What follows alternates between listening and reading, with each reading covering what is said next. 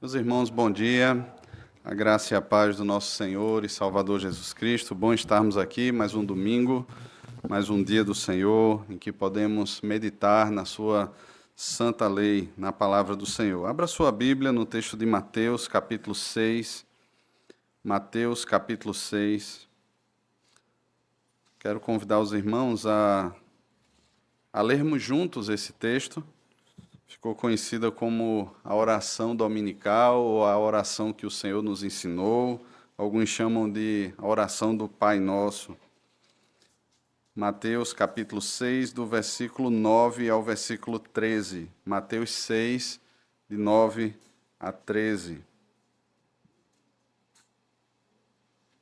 Portanto, vós orareis assim: Pai nosso que estás nos céus, santificado seja o teu nome, venha o teu reino, faça-se a tua vontade, assim na terra como no céu. O pão nosso de cada dia dá-nos hoje, e perdoa-nos as nossas dívidas, assim como nós temos perdoado aos nossos devedores. E não nos deixes cair em tentação, mas livra-nos do mal, pois teu é o reino, o poder e a glória para sempre. Amém. Amém. Vamos orar, irmãos. Senhor, acabamos de ler a tua santa palavra e pedimos, Pai, que o Senhor, por meio do teu Espírito, ilumine as nossas mentes, o nosso coração, para que compreendamos aquilo que o Senhor nos quer falar aqui nessa manhã. Abençoa-nos assim, edifica-nos no nome de Jesus. Amém. Amém. Como tratar o orgulho, como tratar a soberba, como tratar o egocentrismo. Sem sombra de dúvidas, irmãos, estes são problemas reais que, para a multidão, faz parte da jornada comum, afinal de contas, eles caminham tranquilo em meio a tudo isso, porque eles permanecem mortos em seus delitos e pecados. O trono do coração está muito bem ocupado pelo chamado e conhecido eu. Já para os discípulos, bem, esse problema já deveria ter sido resolvido, mas nos parece que nem sempre acontece assim. Entramos num tratamento progressivo, onde, à medida que somos expostos à palavra, ela é exposta ao nosso coração, o nosso coração vai sendo trabalhado por meio da Escritura, o Espírito Santo vai aplicando ao nosso coração, e muitas vezes até nas encruzilhadas em que somos postos diante do pecado, ele nos fortalece e nos conduz a um caminho completamente diferente dos caminhos que o nosso coração comumente escolheria sem Cristo. No entanto, meus irmãos, por vezes os discípulos permitem que o eu se assente no trono do coração e tente ali o seu reinado. Nos versos anteriores a esse texto que nós lemos, nós encontramos o Senhor tratando esse movimento tosco do coração e especificamente no que diz respeito à oração, ele identifica um problema sério. Se os irmãos voltarem os olhos para o versículo 5 do capítulo 6, os irmãos perceberão junto comigo do que é que estou falando. Veja o que é que o Senhor Jesus percebe, o que é que ele identifica como sendo um problema sério do coração. Ele diz o seguinte: e quando orardes, não sereis como os hipócritas, porque gostam de orar em pé nas sinagogas e nos cantos das praças, para serem vistos pelos homens ou dos homens. Em verdade vos digo que eles já receberam a recompensa. Note que não há uma condenação às orações públicas, e nós vimos isso na semana passada. No entanto, irmãos, há uma denúncia contra as más motivações do coração. Eles queriam visibilidade por parte dos homens. As orações eram usadas como um elemento para a promoção pessoal. Talvez o conteúdo, talvez a impostação da voz, talvez as promessas que eram lançadas ali, ou até mesmo a capa de espiritualidade que era mostrada para as pessoas, fizessem com que as pessoas, de alguma forma, dessem àqueles homens que são chamados por Jesus aqui de hipócritas, o palco que eles tanto gostariam, o tanto que eles queriam, ansiavam por estar. Jesus, então, chama os discípulos a não serem como os hipócritas, a não serem atores que atuam quando possuem algum tipo de plateia e são aplaudidos por ela, mas a se colocarem diante do Pai em secreto. O hipócrita, ele é premiado pelos homens, é isso que ele busca. A sua vida, ela deve representar muito bem esse papel para que ele receba as honrarias que ele crê merecer. Os discípulos, ou o discípulo, ele se relaciona com Deus em intimidade. Ele não busca plateia, ele não busca aplausos, ele sabe que vive perante a face do Pai. Por meio de Cristo, ele sabe quem ele é, ele sabe a quem pertence, ele sabe que é filho por adoção, por isso ele ora. Sem impostações, na simplicidade das suas palavras, respondendo sempre ao assim disse o Senhor. O que ele é quando está a sós com o Pai, ele é também em público. Vale a pena ressaltar, irmãos, e nós falamos sobre isso na semana passada, que o local secreto aqui, falado por Jesus, tem muito mais a ver com uma postura do coração do que necessariamente com o lugar em si. Até porque o nosso coração, que é enganoso, ele pode transformar esse local secreto em um ambiente de soberba também. Nós vimos sobre isso aqui na semana passada. Pense que comentários assim poderiam surgir, né? Não me incomode, estou no meu lugar secreto. Ou não te atendi porque eu estava no secreto da oração. Ou, de alguma forma, irmãos, esse local é transformado como um palco para aplausos. Afinal de contas, nós olharemos para pessoas assim e diremos, nossa, como ele é espiritual, como ela é espiritual, como ele é crente. Jesus também condena as repetições vãs. Jesus condena os que pensam informar ao Pai sobre algo que talvez eles achem que o Pai não saiba. E aí eles são aqueles bons informantes que chegam diante do Pai. Eles esquecem que o Pai sabe de todas as necessidades antes que venhamos a pedir. Então, por que orar? Ou para que orar se o Pai já sabe? Neste caso, irmãos, não seremos nós os informantes de Deus, mas usaremos o meio bendito da oração, esse meio de graça que é a oração, como aquilo designado pelo Pai para acessarmos aquilo que o Pai já dispôs para nós.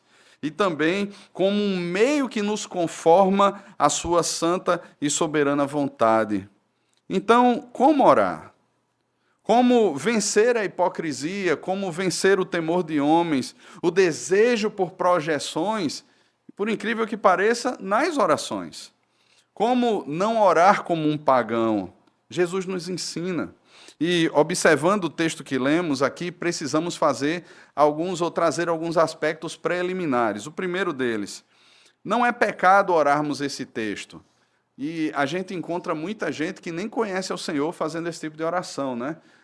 Você vê em jogos de futebol, você vê em momentos onde as pessoas estão ali efervescendo de alguma forma, parece que fazem esse tipo de oração, e o Senhor aqui, ele não está condenando se nós orarmos ou tivermos essa oração como um tipo de oração, desde que nós tenhamos a consciência, irmãos, do que ele nos ensina aqui. Desde que tenhamos a consciência sobre o significado de cada palavra que é posta aqui nesse texto. Na verdade, este é um modelo instituído pelo Senhor. Nunca foi intenção de Jesus transformar essa oração numa reza ou numa repetição sem significado. O que o Senhor Jesus está dando aqui aos seus discípulos é um modelo. Ele está ensinando como nós devemos orar.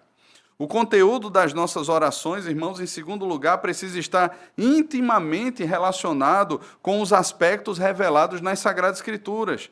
Não podemos nos aproximar de Deus sem estarmos munidos das suas promessas. E aqui nesse texto, ou nessa oração que o Senhor ensina, nesse modelo de oração, ele deixa muito bem claro isso. Ele se aproxima do Pai em oração, ele está ensinando os seus discípulos a se aproximarem do Pai, munidos das promessas feitas pelo Pai. E, em terceiro lugar, ainda que a oração revele aqui a glória de Deus, ela pode e deve ser usada para expressarmos diante do Pai as nossas necessidades. Jesus ensina isso aqui. Nós veremos quando estivermos examinando aqui versículo por versículo que são 6 pedidos que são feitos. Desses 6 pedidos, 3 eles dizem respeito à obra do Pai, ao reino dos céus, à vontade do Pai, e 3 deles outros dizem respeito às nossas necessidades. Considerando, pois, esses aspectos, eu convido os irmãos a pensarmos no seguinte tema: ensina-nos a orar. Em primeiro lugar, irmãos, quando o Senhor Jesus é chamado por nós e nós encontramos na Escritura um modelo de oração e clamamos a Ele pedindo que nos ensine a orar, nós perceberemos no texto que a oração ela possui uma afirmação introdutória. Veja o versículo 9, o que é que o Senhor Jesus nos ensina logo do início dessa oração: Pai nosso que estais nos céus. É certo, irmãos, que como Criador de todas as coisas, o Senhor Deus ele se coloca como Pai de toda a criação, como Senhor de toda a criação. No entanto, eu quero convidar os irmãos a terem um pouco de paciência e abrirem comigo alguns textos que eu estarei mencionando aqui, para que nós percebamos de maneira muito clara a diferenciação desse termo mais, eu vou usar essa expressão, mais genérico, que coloca Deus como sendo o Pai de toda a criação, o Senhor de toda a criação, para o termo íntimo que é usado pelo Senhor Jesus aqui. À medida que o Senhor usa essa expressão Pai Nosso, Ele não está pensando na forma genérica do Pai, que criou todas as coisas, que é o Senhor de todas as coisas e, por assim dizer, o Pai de todas as coisas. Mas Ele se refere ao Pai e Ele ensina aos seus discípulos a se aproximarem de Deus como um nosso Pai, como uma filiação, como filhos adotados em Cristo Jesus, que agora possuem intimidade com o Pai, que adentram o Santo dos Santos pelo novo e vivo caminho e que possuem essa relação íntima conquistada por meio de Cristo. Logo, meus irmãos, a afirmação que farei agora é uma afirmação que contradiz o que a multidão afirma. Porque a multidão afirma o seguinte: todos nós somos filhos de Deus. Você provavelmente já escutou isso. E nesse sentido de criação, sim, todo ser humano é filho de Deus. Mas nem todos fazem parte da família de Deus. Nem todos os homens podem chamar Deus de Pai intimamente. Observe comigo, por exemplo, o Evangelho de João, capítulo 1, abra sua Bíblia, João, capítulo 1.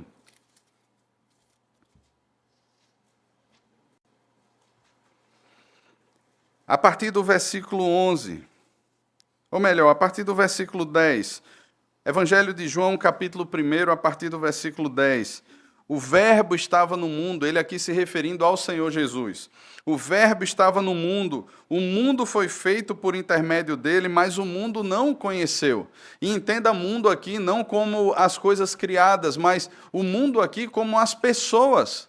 Aquelas pessoas que estavam ali no mundo, que estavam vivendo debaixo de todo aquele sistema, o mundo não o conheceu. Veio para o que era seu, e os seus não o receberam.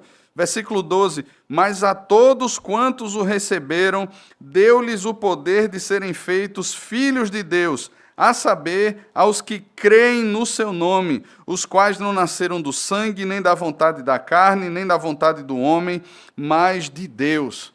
Note, irmãos, que o Senhor Jesus faz uma diferenciação dramática aqui. Ele diz que os seus não o receberam, mas aqueles que o receberam, e quem são esses? Esses não nasceram da vontade da carne, da vontade do homem, mas nasceram da vontade de Deus. A estes, Deus deu-lhes o poder de serem chamados filhos de Deus, aos que creem no seu nome. E pense aqui, irmãos, que a palavra crer aqui, ela não tem um significado genérico também. Você sabe quem é o prefeito da nossa cidade. Você sabe, talvez aí, alguns vereadores. Você sabe, de repente, sobre a história de alguém, mas você não se relaciona intimamente com aquela pessoa. Você conhece de ouvir falar. E esse conhecimento genérico não é o conhecimento posto aqui pelo Senhor Jesus. Crer, a palavra crer, posta aqui pelo Senhor Jesus, são pessoas que de fato se aproximam em intimidade, são pessoas que conhecem o Cristo revelado nas Escrituras, são pessoas que têm um relacionamento íntimo com Deus por meio de Cristo, são chamadas filhos de Deus aos que creem no seu nome. Abra sua Bíblia também em Romanos capítulo 8, Romanos capítulo 8, a partir do versículo 14. Romanos 8.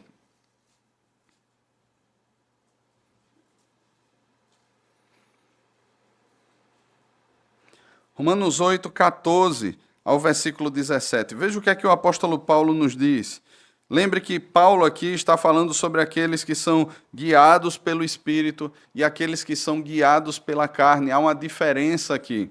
E ele falando sobre os que são guiados pelo Espírito, ele afirma: pois todos os que são guiados pelo Espírito de Deus são filhos de Deus.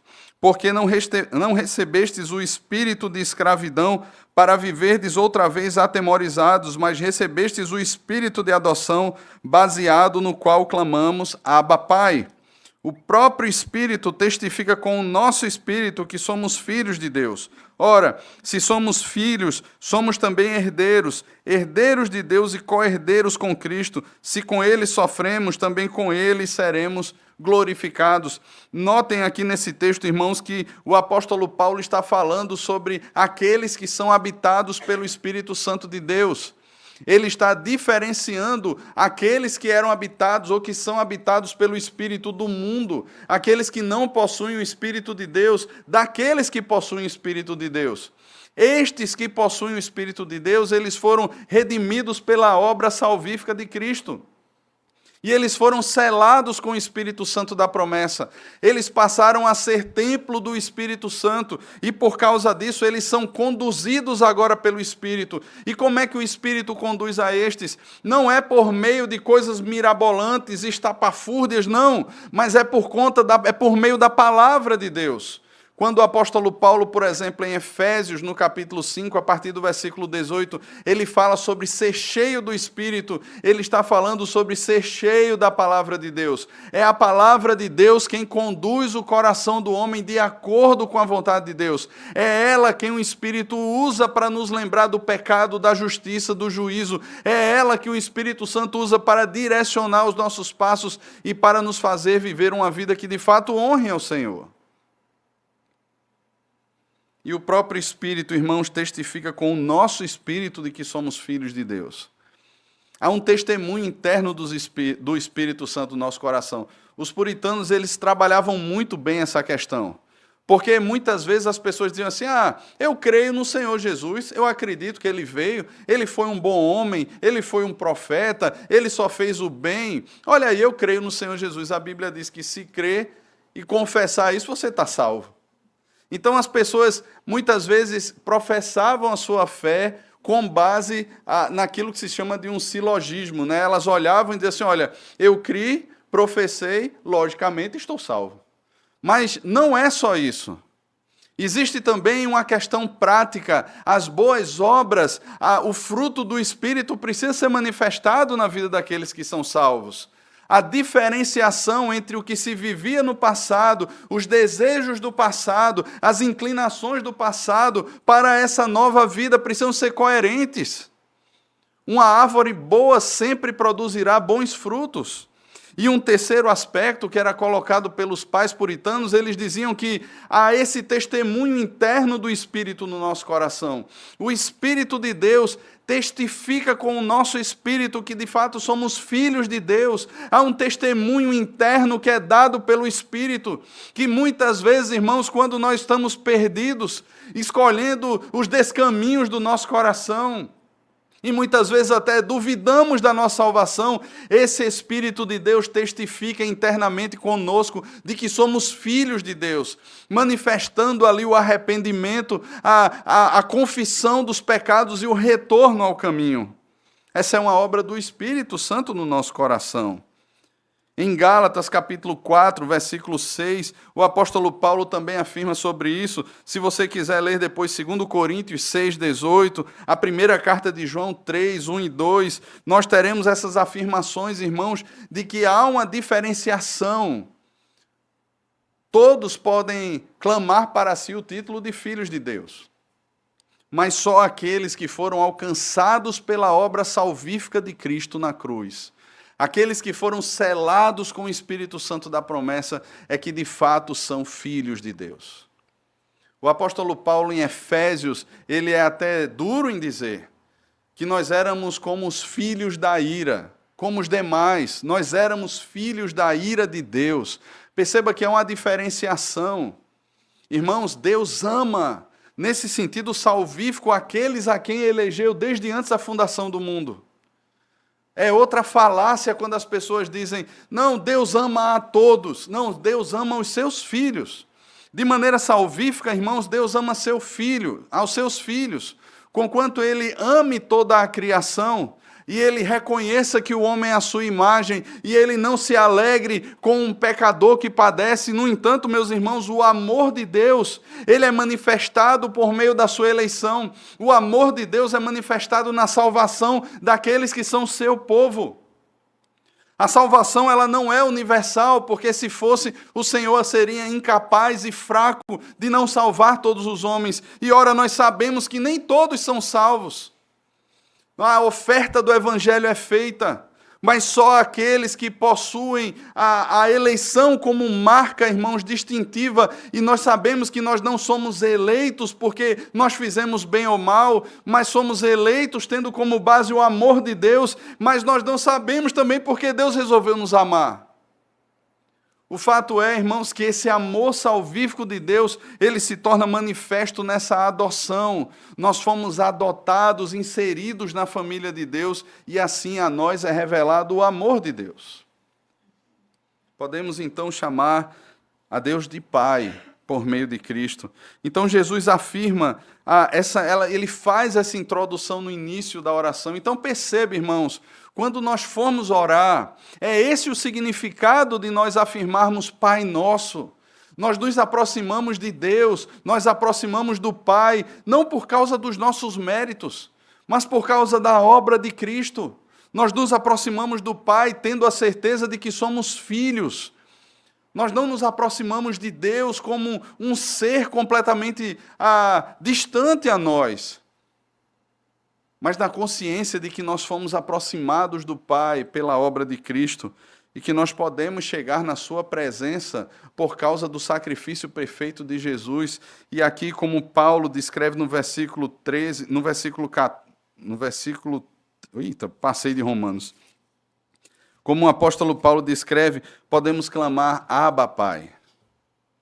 Abba, Pai. Demonstrando assim, irmãos, a nossa intimidade com o Pai. Nós não estamos distantes, nós estamos próximos. Na verdade, versículo 15 do capítulo 8, Abba, Pai, nós clamamos assim. E em segundo lugar, meus irmãos, Jesus nos ensina a pedir, a orar de acordo com as Escrituras. Como já falei, existem 6 petições contidas nesse texto. 3 se referem a Deus e 3 se referem às nossas necessidades. E eu quero ver com os irmãos, de forma bem objetiva, cada uma dessas petições. A primeira delas nós encontramos ainda no versículo 9. O Senhor Jesus diz, santificado seja o teu nome. Ora, será que nós podemos tornar mais santo o nome de Deus? Santificado seja o teu nome. Será que Deus precisa ser mais santo? Pense que se nós pudermos tornar o nome de Deus mais santo, Deus não é completo e ele não é tão santo assim. Porque o significado da santidade de Deus implica em que Deus ele é completo, ele é perfeito, ele não precisa de retoques, não precisa de acabamento. Ele não precisa de alguma coisa que nós venhamos a fazer para que ele seja mais. O próprio apóstolo Paulo, lá na carta de Atos, ou no livro escrito por Lucas, em Atos 17, quando ele está ali pregando em Atenas, ele faz questão de deixar isso claro. Deus não habita em templos feitos por mãos humanas, nem ele é servido por mãos humanas, como se de alguma coisa Deus precisasse. A palavra servido por mãos humanas ali, essa expressão, é como se Deus precisasse da afirmação dos homens para existir. E, na verdade, cada um daqueles deuses de Atenas, eles precisavam que os homens lembrassem deles e que os afirmasse constantemente para que eles não caíssem no esquecimento. Veja, quantos santos foram canonizados e nós nem sabemos. E já foram tantos esquecidos ao longo da história. Por quê? À medida que eles são afirmados, eles fazem sentido. Eles passam a existir no imaginário popular. No entanto, irmãos, Deus não precisa disso. O que o apóstolo Paulo ensina ali em Atenas é que Deus ele não precisa ser afirmado por mim ou por você para que ele seja Deus.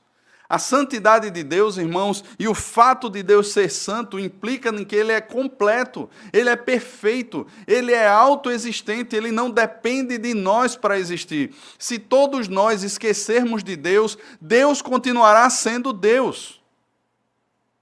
Ele não depende da sua igreja para isso. Então, qual é o sentido que o Senhor Jesus ensina aqui na oração, santificado seja o teu nome? Santificar o nome de Deus significa ter reverência por Ele. Por isso, reverenciar Deus, honrá-lo, glorificá-lo e exaltá-lo. É um conhecimento que se traduz em vida santa, separada, que em nossa vida o teu nome seja santificado. Meus irmãos, nós carregamos o nome de Cristo em nós. Nós somos chamados cristãos, nós nos intitulamos discípulos de Cristo, igreja de Cristo. E nesse sentido, meus irmãos, nós expressamos a santidade de Deus, nós santificamos o nome do Senhor à medida que, obedecendo a palavra de Deus, cumprindo os mandatos que Deus nos deu, seja nos relacionamentos, seja no nosso trabalho, seja no trânsito da nossa cidade, seja no pagamento dos nossos impostos, em todos os âmbitos da nossa vida, quando nós obedecemos a palavra, o nome de Deus é santificado em nós. Nós revelamos para o mundo quem de fato nós somos.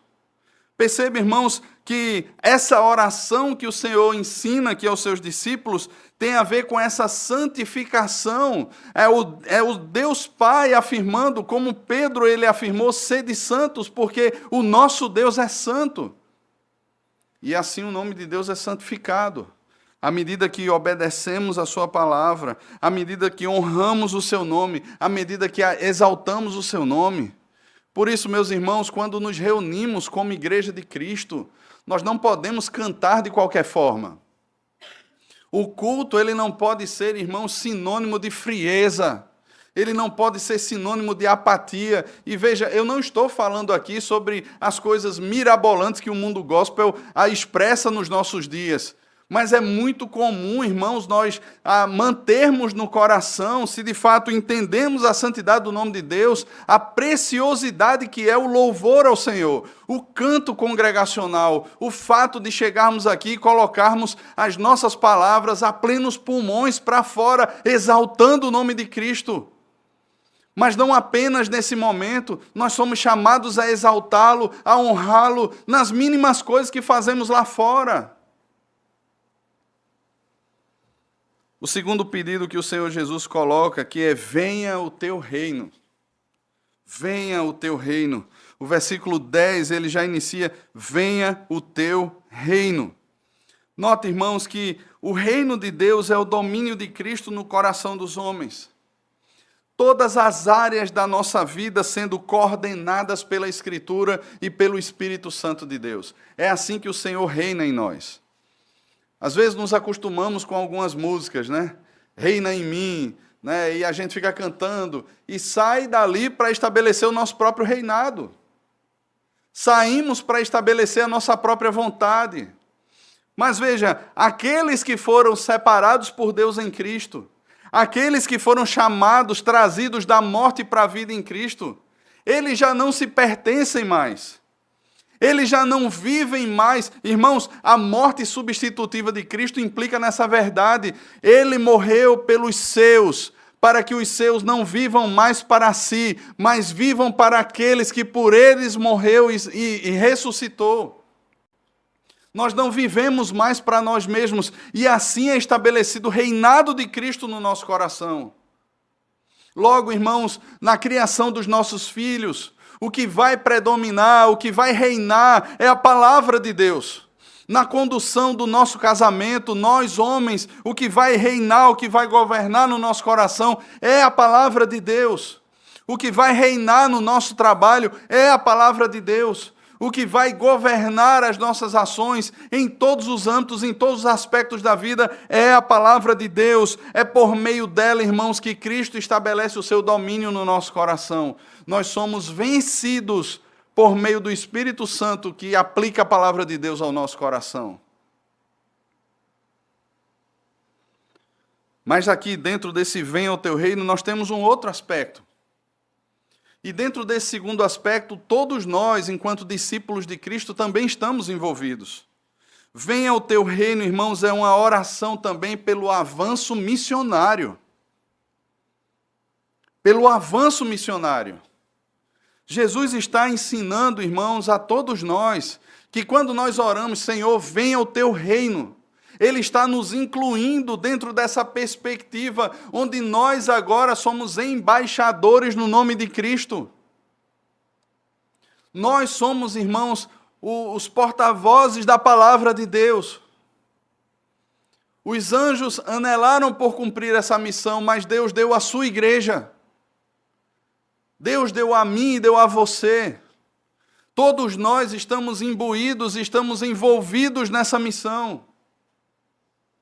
Meus queridos, é muito estranho quando nós oramos essa oração, quando nós fazemos essa oração, ou quando nós seguimos esse modelo de oração, e não temos, irmãos, a compreensão exata do que estamos orando.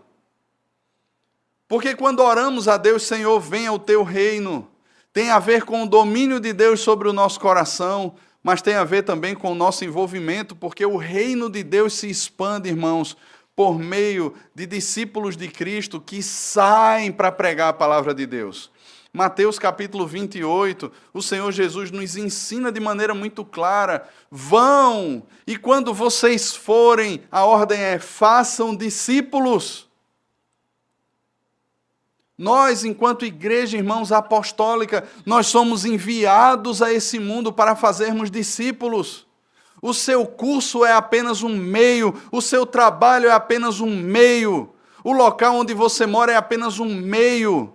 Meus irmãos, esses não são os fins. E muitas vezes, irmãos, interpretamos como o mundo interpreta, como o trabalho é um fim, a família é um fim, o estudo é um fim. Não, são meios. Nós estamos ali, irmãos, para cumprirmos uma missão. Quando nós entendemos que o reino de Deus precisa avançar sobre a terra, o reino de Deus avançará à medida que nós nos dispusermos a pregar.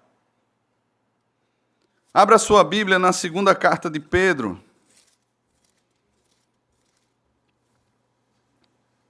Capítulo 3, o apóstolo Pedro está falando sobre a vinda de Cristo e o significado da vinda de Cristo. E veja o que é que ele diz a partir do versículo 11. Segunda carta de Pedro, capítulo 3, versículo 11. Veja o que é que o apóstolo Pedro nos ensina.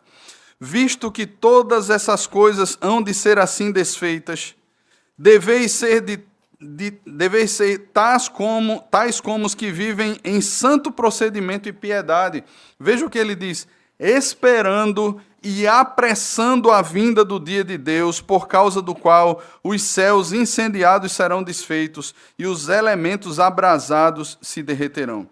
Esperando e apressando a vinda do dia de Deus. Ora, a gente muitas vezes espera, né? Nós falamos muito sobre isso. Nós temos esperança que o Senhor voltará. Mas o que o apóstolo Pedro está falando aqui não é só termos esperança no nosso coração, mas é apressarmos esse dia. Como é que nós podemos apressar o dia da vinda de Cristo?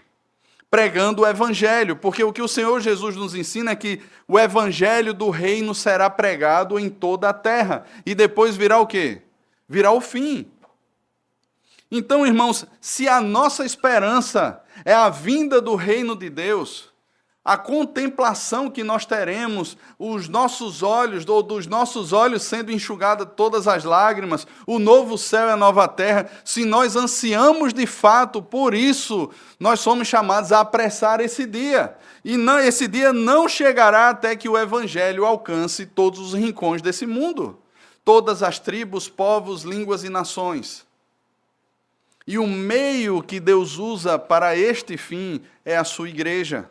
É a plantação de novas igrejas, são as missões, são aqueles que vão para campos longínquos, pregar o Evangelho onde ainda não foi anunciado o Evangelho.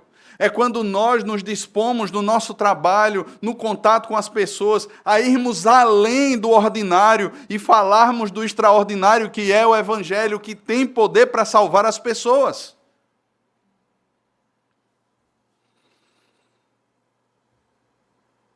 Meus irmãos, orar pela vinda do reino de Deus é ter em mente e no coração essas compreensões. Mas o Senhor Jesus prossegue, a terceira petição: seja feita a tua vontade, assim na terra como no céu. Precisamos entender aqui, irmãos, um aspecto muito importante. A vontade de Deus a qual se faz referência aqui, certamente é a vontade revelada e expressa na lei de Deus, nas Sagradas Escrituras. Esta vontade já é feita nos céus, mas ela não é feita na terra de forma completa ainda. Por outro lado, a vontade percebida nos decretos eternos de Deus, o seu plano eterno, essa sim é realizada tanto no céu quanto sobre a terra. Mas a vontade revelada de Deus na sua Escritura, na sua palavra, irmãos, ela não está plenamente revelada aqui, ou sendo executada aqui. E quando nós, então, pedimos a Deus que a sua vontade seja feita assim na terra como ela é feita no céu, nós estamos submetendo o nosso coração ao ensino da palavra e a vivermos de acordo com a palavra, porque essa é a vontade revelada de Deus. Veja, Deus não tem pretensões nenhuma de dizer assim: você vai morar aqui ou na China. Nem o chamado de Deus, muitas vezes os missionários, antigamente os jovens, né? E eu já passei por isso, né? Deus está me chamando para ir para a África. Deus está me chamando para ir para o sertão. Deus está me chamando para ir pregar na Europa, ou nos Estados Unidos, ou no Canadá, ou sabe-se lá onde. Irmãos, o chamado de Deus não é geográfico. O chamado de Deus não é para que, de repente, a gente diga assim: não, Deus quer que eu more lá. Não, é o seu gosto que quer. O chamado de Deus não envolve isso. O chamado de Deus não vai nunca, a vontade secreta de Deus, e parece que as pessoas têm um anseio de descobrir isso, e isso é pecado, irmãos. Aquilo que Deus não revelou, não cabe a nós para escutarmos. De alguma maneira ficarmos: Senhor, me revela a tua vontade. Não, Ele já revelou, está aqui, ó. Essa é a vontade que Deus quer que você conheça. E ela está muito bem clara nas Escrituras Sagradas. Agora, aquilo que muitas vezes: Senhor, com quem é que eu vou casar? Senhor, quantos filhos eu vou ter? Aí Deus está olhando para você e dizendo assim: ô cara pálida, abre a Bíblia e estuda as Escrituras. Sonde o seu coração, ou deixe que o Espírito sonde o seu coração por meio das Escrituras. Seja sábio de acordo com as Escrituras. E aí você vai entender para onde Deus quer levar você por meio das Escrituras. Você vai perceber que não tem a ver com a geografia. Tem a ver com uma série de fatores que, biblicamente, precisam orientar o seu coração para a tomada de decisões. Deus não vai dizer a você com quem você vai casar. E é muito poético, né? Não foi Deus quem me deu esse homem, quem me deu essa mulher, até surgirem as brigas. E aí agora a culpa é de Deus. Veja, quem fez isso primeiro foi Adão. A mulher que tu me deste. Só o cara agora culpando Deus. Meus irmãos, as nossas escolhas, elas precisam ser dirigidas pela palavra de Deus. E nós precisamos levar, então, em consideração os critérios da palavra de Deus. Eu lembro, irmãos, que durante muito tempo eu sonhava em plantar igrejas no sertão. Trabalhar com projetos lá, mas eu não posso fazer isso sozinho. Poderia até se eu permanecesse solteiro. Paulo fala sobre isso na primeira carta aos Coríntios. Os homens solteiros, eles estão livres nesse sentido para cuidar apenas das coisas do Senhor, mas o casado não. Ele cuida da sua casa, ele cuida da sua esposa, ele cuida dos seus filhos. A missão é completamente diferente. Nós fomos para um outro estado da federação em 2021 e não houve uma adaptação àquele estado. Não é que as coisas estivessem ruins na igreja ou alguma coisa do tipo, pelo contrário, as coisas estavam caminhando. Amigos meus daqui que foram lá disseram assim, você é doido em querer voltar. Está ali ele levantando o dedinho. Você é doido em querer voltar. Mas, irmãos, veja, fica expresso no texto que Paulo escreveu a Timóteo, se você não governa bem a sua casa, você está inapto para pastorear a igreja.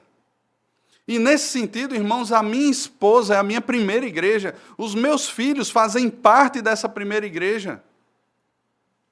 E nesse cuidado, então, nós precisamos tomar decisões de acordo com aquilo que a Bíblia aponta como critérios para que sejam tomadas decisões. Nós somos acostumados a espiritualizar a vontade de Deus. Meus irmãos, a vontade de Deus é clara, está revelada nas Escrituras.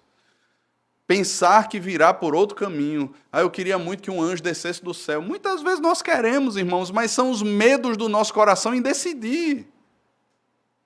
Às vezes as coisas estão claras diante de nós e a gente fica segurando, esperando até que Deus ponha o pé nas costas da gente e empurre. Mas aquilo já está nas Escrituras. Aqueles critérios já estão presentes ali. Você não precisa subir num monte para dizer assim, Senhor, como eu devo educar os meus filhos? Me revela, Senhor. Não, já está revelado. Já está revelado. Seja feita a tua vontade, irmãos, é esse domínio da Escritura no nosso coração. Perceba, irmãos, como essas três petições estão ligadas à Escritura. Perceba como esses três pedidos que dizem respeito ao Pai estão ligados intimamente às Escrituras. E agora as três últimas petições que diz respeito às nossas necessidades. O pão nosso de cada dia dá-nos hoje. Como é que a gente olha para esse texto, né? E muitas vezes a gente é tomado pela ansiedade. Você já foi tomado pela ansiedade alguma vez sobre o que você vai comer amanhã?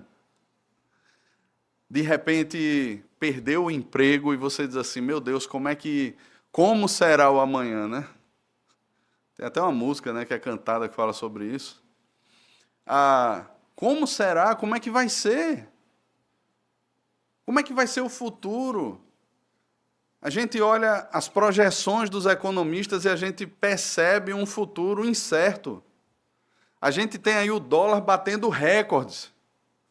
A gente tem aí desemprego assolando o nosso país, empresas quebrando. A gente tem aí uma série de coisas que tem espantado muitos jovens do nosso país para outros países, famílias que estão saindo do nosso país, mas esse movimento não acontece só aqui, acontece em outros países. E a gente olha para isso, e a gente olha o progressismo avançando no mundo, e a gente diz assim, onde é que há um local seguro? Como é que vai ser amanhã? O que é que eu vou ter para vestir? O que é que eu tenho ou não terei condições de colocar comida dentro de casa? Como é que serão as coisas? E muita gente começa a afundar em meio a tudo isso, mas veja, irmãos, o que o Senhor nos ensina é que o pão nosso de cada dia o Senhor nos dá hoje. Isso me faz lembrar, irmãos, quando o povo de Israel peregrinava no deserto e todos os dias o Senhor dava o maná ao seu povo. Era a porção diária. Se eles resolvessem pegar mais do que a porção diária, aquele maná apodrecia. Apenas na sexta eles pegavam a porção dupla por causa do sábado, por causa do dia do descanso, para eles não saírem para colher ou para pegar aquela porção no dia do descanso. Mas, irmãos, todos os outros dias era dada a porção diária. O Senhor os alimentava, nada lhes faltava. Jesus ensina que devemos ser moderados em nossos desejos e solicitações. Moderação. E essa moderação, irmãos, é fruto também de uma compreensão bíblica daquilo que o Senhor prometeu nos dar. Note que, a partir do versículo 25 desse mesmo capítulo, ele trata sobre isso. Não andeis ansiosos de coisa alguma. E ele vai trazer essas ações básicas, esses pensamentos que nós temos quanto ao que é a vez de comer, de beber, nem pelo vosso corpo, quanto ao que é a vez de vestir. Não é a vida mais que o alimento e o corpo mais do que as vestes? E ele nos chama a observar as aves do céu, os lírios do campo, e ele afirma que Deus cuida deles quanto mais de nós. O que o Senhor Jesus está ensinando, irmãos, é um antídoto para a ansiedade e um caminho para a dependência, que é fruto dessa fé que confia, que espera, que depende do Senhor. Tudo o que é necessário para a manutenção física, nós podemos pedir ao Senhor. Senhor, que jamais falte o pão aqui em casa. Mas sabe, irmãos, a Bíblia não ensina-nos a orar, Senhor, que não falte aquela BMW na minha garagem. Senhor, que eu tenha sempre um teto sobre a minha cabeça. Que eu possa sempre providenciar para a minha família a segurança, esse cuidado de terem onde dormir. Mas, Senhor, eu não posso te pedir, Senhor, me dá aquela mansão lá no Paiva, ou então aquele apartamento na cobertura olhando para o Parque da Jaqueira, ou na beira-mar ali de Boa Viagem, identificando os tubarões ali que passam. Não. Claro que se o Senhor der condições, você está trabalhando, é fruto do seu trabalho. E se você quiser comprar, sondadas as motivações do coração, um apartamento XYZ, uma casa, sei lá, sabe-se onde. Meus irmãos, aí é uma consciência nossa. Mas o que o Senhor Jesus nos explica e nos ensina aqui, irmãos, é com relação a essa moderação, é sabermos o que estamos pedindo e sabermos que o Pai cuida de nós. Nós podemos nos aproximar do trono do Senhor e pedir ao Senhor as nossas necessidades, e Ele vai cuidar. E, ao mesmo tempo, irmãos, podemos tratar com isso a inveja e a cobiça do nosso coração, porque muitas vezes Deus vai dar 2 pães para o vizinho e vai dar um para a gente, e um satisfará a barriguinha da gente. E a gente muitas vezes fica invejando os 2 pães que foram dados ao vizinho. Não, Ele tem me dado o necessário. Quinto lugar, perdoa as nossas dívidas, assim como nós temos perdoado aos nossos devedores. E esta é uma súplica por graça. É o que fazemos na liturgia do culto quando nós reconhecemos, confessamos e pedimos perdão por nossos pecados. Ou quando pessoalmente fazemos isso em casa. Nós estamos reconhecendo, irmãos, que a nossa primeira dívida era para com o Senhor. A palavra dívida aqui usada pelo Senhor é diferente, por exemplo, da que vai ser usada no versículo 14 e no versículo 15, que nós veremos lá no mês de agosto, se Deus quiser. Ele fala ofensas no versículo 14, que são diferentes de dívidas colocadas aqui no versículo 12. O que o Senhor Jesus está ensinando aqui, irmãos, é que nós tínhamos uma dívida imperdoável. E Deus, o Pai, em Cristo, perdoou essa nossa dívida. O texto de Mateus, capítulo 18, do versículo 23 ao versículo 35, fala sobre o credor incompassivo. Você deve conhecer essa parábola. Ele tinha uma dívida impagável e os filhos dele estavam sendo tirados para serem vendidos para a escravidão. E ele roga àquele senhor. E diante de uma dívida impagável, aquele senhor perdoa a sua dívida. E quando ele sai diante da presença daquele senhor, ele encontra um conservo dele, que lhe devia apenas alguns denários. E ele olha para aquele servo e diz assim: paga-me até o último centavo, senão eu vou te entregar na justiça. Ele não trata aquele conservo, aquele servo dele, da mesma forma que o seu senhor o tratou. E o que o texto nos ensina aqui, irmãos, é que da mesma forma que fomos tratados e recebidos e a nossa dívida foi perdoada pelo Senhor, nós somos chamados a perdoar também e tratar aqueles que nos devem. A sofrer o dano muitas vezes.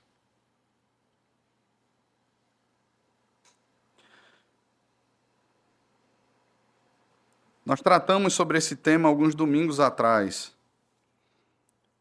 quando o Senhor Jesus fala sobre a vingança, quando ele fala sobre o homicídio, como nós devemos tratar as pessoas que nos ofendem, que nos oprimem. Queridos, o fato é que a nossa dívida ela foi paga. Nós éramos inimigos de Deus, ofendíamos constantemente a santidade do Senhor. E quem somos nós agora, irmãos, para, por algum pretexto, olharmos para as pessoas e muitas vezes estaremos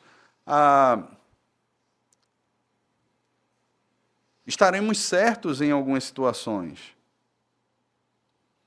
E as pessoas, de alguma maneira, serão devedores a nós. Muitas vezes deverão um pedido de perdão. Mas veja, irmãos, o nosso perdão não deve estar condicionado ao pagamento das outras pessoas. Se elas farão ou não, se elas pagarão ou não. O fato é que o perdão que deve existir no nosso coração não pode estar condicionado à ação dos outros. Eu cheguei aqui para pagar minha dívida. Agora sim você está perdoado, está quitado. Carimbei no seu recibo, pode ir em paz. Não. Essas questões precisam ser resolvidas no nosso coração, independentemente se o outro dará passos de reconhecimento ou não. O nosso coração precisa resolver a dívida. Entende, irmãos, como é difícil isso? É por isso que o Senhor Jesus coloca isso aqui em oração. Porque ao colocar em oração, ele está dizendo assim, existem aspectos na sua vida que não podem ser vencidos por você. E você precisa orar para que eles sejam vencidos pelo poder de Deus que habita em você. Em último lugar, o Senhor Jesus nos ensina, e não nos deixes cair em tentação, mas livra-nos do mal. Jesus nos ensina a percebermos a nossa fragilidade diante das tentações. O orgulho sempre olhará para si como alguém forte. Você já viu o orgulhoso se colocando diante de situações difíceis? Isso aí eu tiro de letra. Isso aí não é nada para mim. Você às vezes está diante de alguém orgulhoso dizendo assim, rapaz, eu passei por uma crise, eu entrei numa depressão, e aí o orgulhoso vai olhar para você e vai dizer assim, você não fez o que deveria fazer, você não buscou os caminhos certos, você não é forte o suficiente. É isso que ele está dizendo. O orgulho faz com que a gente olhe para a gente como sendo mais do que de fato somos. E o Senhor Jesus ensina aqui que nós somos frágeis. Que nós estamos sempre a um clique de cairmos no abismo. E que por isso deve fazer parte das nossas orações, Senhor, não nos deixes cair em tentação, livra-nos do mal. Ele se vê como alguém que, por mais que batam nele, o orgulhoso, ele sempre estará de pé. O Senhor Jesus ensina que não é bem assim. Os discípulos estão sujeitos aos turbulentos mares das tentações. Sempre. Todo o tempo, irmãos, nós somos tentados. Todo o tempo. Tiago nos ensina na sua carta, lá no capítulo 1, ele nos deixa claro como a tentação ela pode ser alimentada pela cobiça e que a cobiça do coração ela passa a justificar aquilo que é injustificável. Somos bons em criar desculpas. Não, veja, eu estou fazendo isso também por causa disso, eu posso vencer. Não, você não entende a situação. Eu estou agindo assim porque agiram assim primeiro. Ou então, não, eu sou forte demais. A pessoa está lá no trabalho e aquele rapaz começa a assediar, ou aquela moça começa a assediar. E aí o cara diz assim, ou a moça diz assim, não é nada, é só uma amizade. É só alguém que está vindo abrir o coração comigo. Não tem perigo nenhum. Eu jamais cairei nisso. Eu prefiro ter minha cabeça arrancada do que cair nisso. Não, você está dizendo com isso, eu sou forte o suficiente para resistir. E isso, irmãos, é o orgulhoso que age assim. Alguém que dizia que o homem é sempre um homem com medo. Ele dizia isso brincando, né? Um amigo lá atrás, ele falava, o homem casado é sempre um homem com medo. Com medo de outras mulheres o tempo todo. Irmãos, nós não podemos, de alguma forma, nos colocarmos num patamar onde sejamos completamente fortes a todo tipo de investida, seja para um adultério, seja para uma maracutaia, seja para qualquer coisa. Ontem a gente conversava numa festinha de aniversário sobre pessoas que, quando está lá o engarrafamento, elas vão cortando pelo acostamento, né? Eu adoro quando a polícia está escondida e dá uma multa. Eu amo essas cenas, irmãos, de coração. Eu me deleito nisso. É um pecado que eu tenho. Eu não deveria me alegrar com a injustiça, mas eu me alegro com a justiça, porque a multa chega. Mas veja, irmãos, muitas vezes nós olharemos para isso e diremos assim, jamais eu farei. E em determinado momento, dependendo da situação que você esteja, aquilo ali pode ser uma tentação para você. E podemos ceder naquele momento e nós justificaremos o pecado com aquilo que é injustificável. Não, mas olha, eu estava com muita pressa. Não, mas você não entende, eu precisava chegar em casa, eu estava apertado. Não, você não entende, não. Veja, querido, como é fácil conseguirmos as desculpas que nós tanto queremos, quando aquilo acontece conosco. E o que o Senhor Jesus está ensinando, irmãos, para nós aqui é essa fragilidade do nosso coração, que deve ser posta diante do Senhor. Não nos deixes cair em tentação, mas livra-nos do mal. Ainda que tentados, ainda que percebendo as turbulências e as situações que muitas vezes venham sobre nós para produzir a queda, o escárnio, para produzir a zombaria. Meus irmãos, nós somos chamados a permanecer olhando para o Senhor e rogando a Ele, Senhor, livra-me das tentações. E se não for possível me livrar das tentações, se eu estiver envolvido em meio a elas, guarda-me do mal. Livra-nos do mal. Por fim, irmãos, ela possui uma doxologia. Note que no versículo 13, o Senhor Jesus faz uma afirmação, pois teu é o reino, o poder e a glória para sempre. Amém. Temos aqui o reconhecimento que o Pai, de acordo com a sua vontade, Ele pode atender às nossas orações. O Pai é poderoso, irmãos, e nós temos a Cristo que intercede por nós. Nós temos o Espírito que muitas vezes, diante das nossas más orações, daquilo que nós não fazemos como convém, Ele interpreta aquilo perfeitamente diante do Pai. Isso mostra, irmãos, que nós estamos dirigindo alguém que de fato tem todo o poder, tem toda a glória, é soberano, é Deus e que pode atender às nossas orações. É muito bom quando nós nos encontramos com alguém que tem mais autoridade que a gente, né? De repente, está passando, precisando da aprovação de alguma coisa, ou buscar alguma coisa, vou recorrer a quem? Não, eu vou recorrer a fulano de tal, ele trabalha lá, ele pode ajudar nos processos, ele tem poder para aquilo. Mas o que o Senhor Jesus está reconhecendo aqui na conclusão, nessa doxologia, é que dele é o poder, a glória para sempre.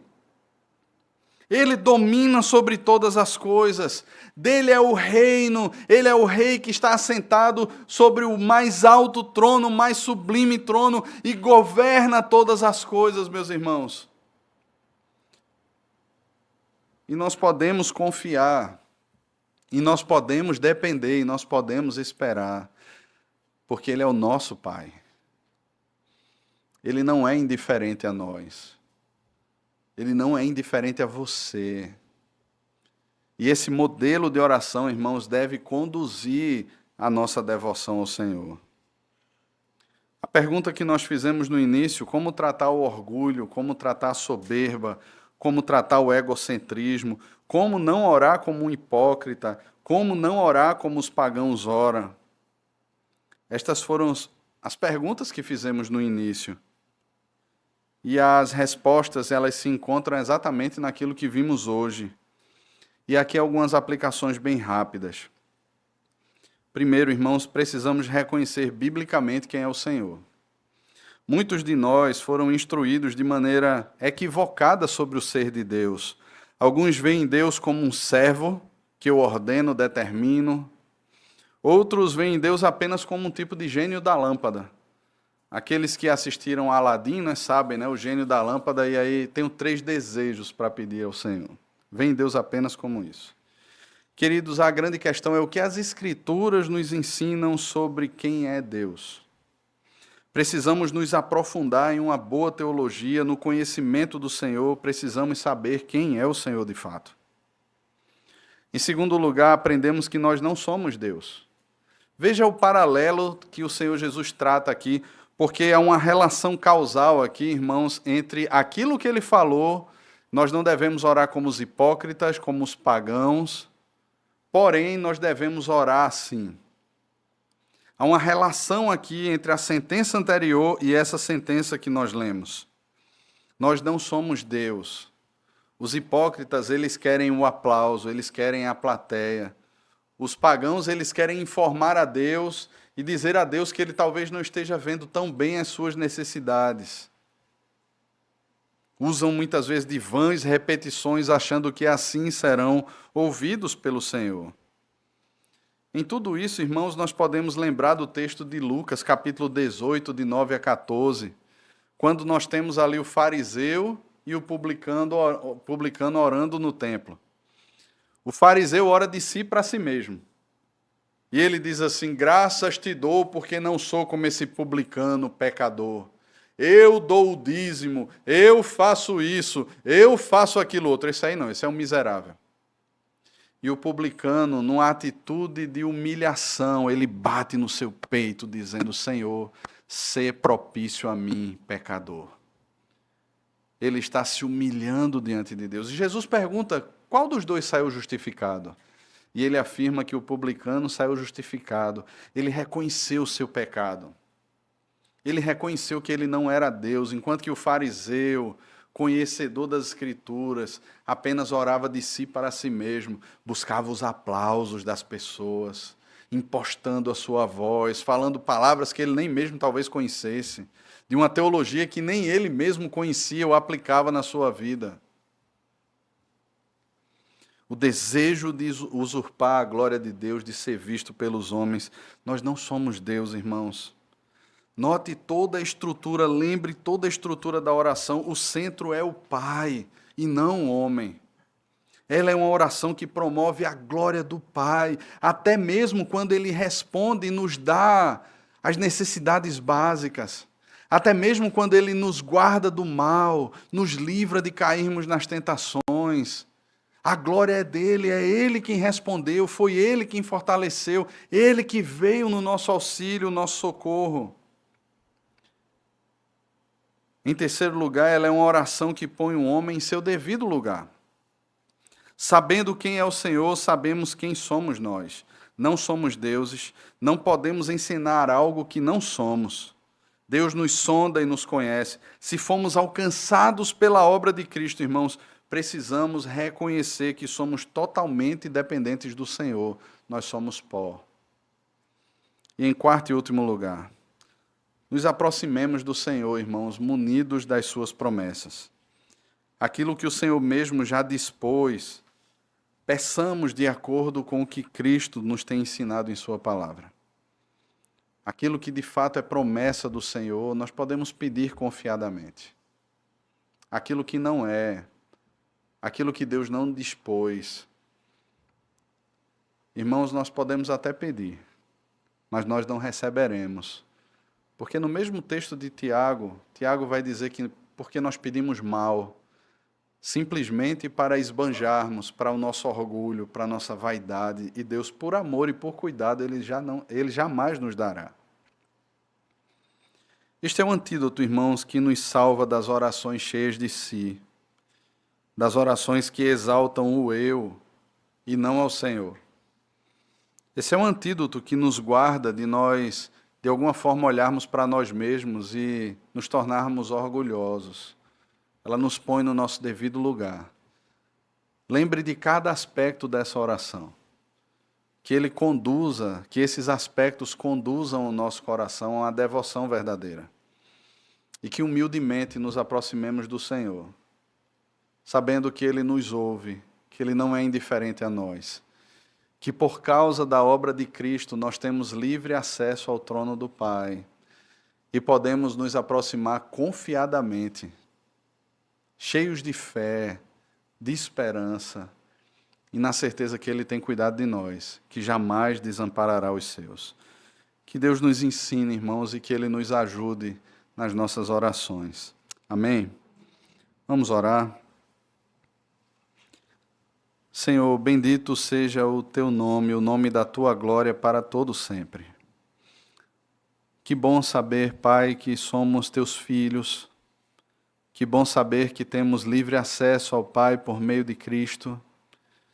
Que bom saber, Senhor, que o Senhor ouve as nossas orações, que o Senhor as tem em taças. Ó Deus, que o Senhor nos ensine a orar. De forma, Senhor, de maneira que o nosso coração descanse no Senhor. Sinta-se pastoreado e cuidado pelo Senhor. Pedimos, Pai, que aquilo que foi exposto da Tua palavra nessa manhã encontre guarida em nosso coração.